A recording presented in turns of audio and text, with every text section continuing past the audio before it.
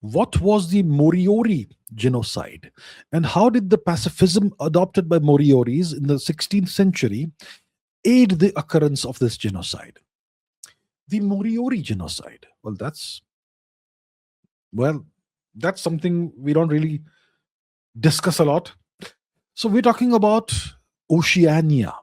Let's go to the map and let's figure out where exactly is the place we're talking about. So let's put the map on the screen. We are right now centered on India. Let's go eastwards. Let's go eastwards and into the southern hemisphere. We are in Australia now. Let's go further eastwards. Now we have New Zealand.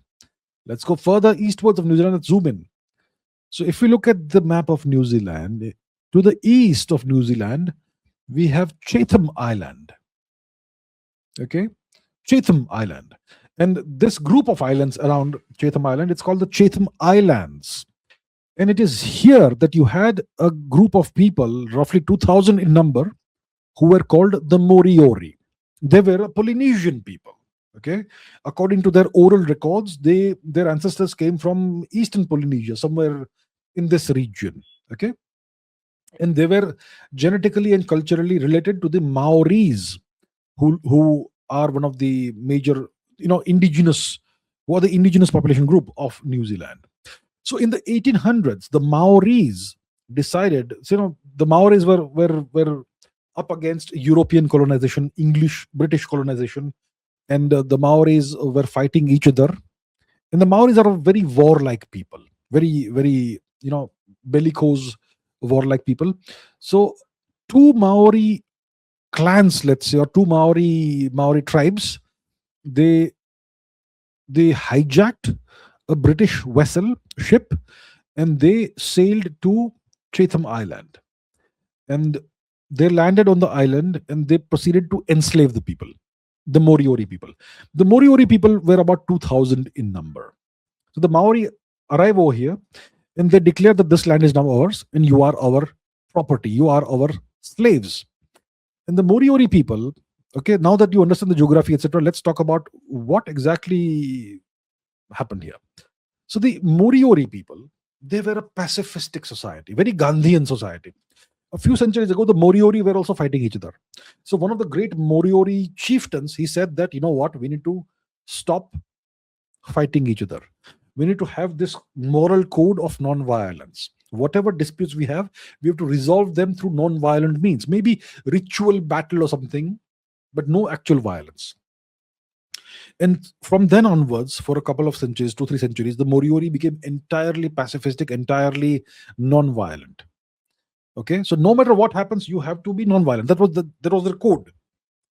Now the Maori arrive, who are maybe 800, 900, and the Moriori are 2,000. So the Moriori outnumbered the Maoris 2-1, more than 2-1. But they decided that we will not abandon our code of non-violence. We will not fight the Maori. So the Maori, so when the Maori arrived and enslaved a number of people, the remaining Moriori went to some part of the island and had a big conference.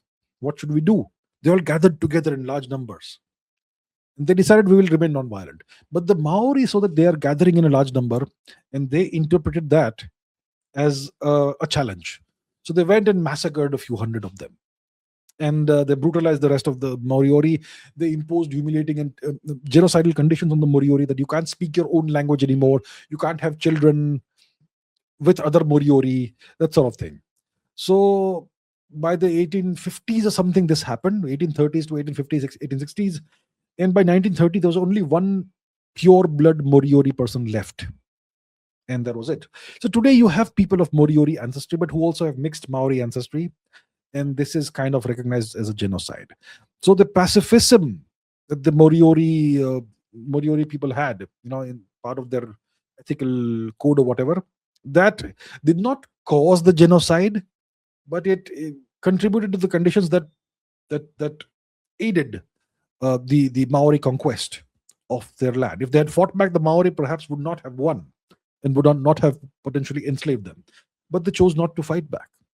It was like Tibet a century later, right? The Tibetans did not really fight the Chinese. The Chinese walked in. They had a small army and they don't really put up much of a resistance. So that's the Moriori genocide. Non-violence. This is what happens when you are like, committed to non-violence no matter what happens.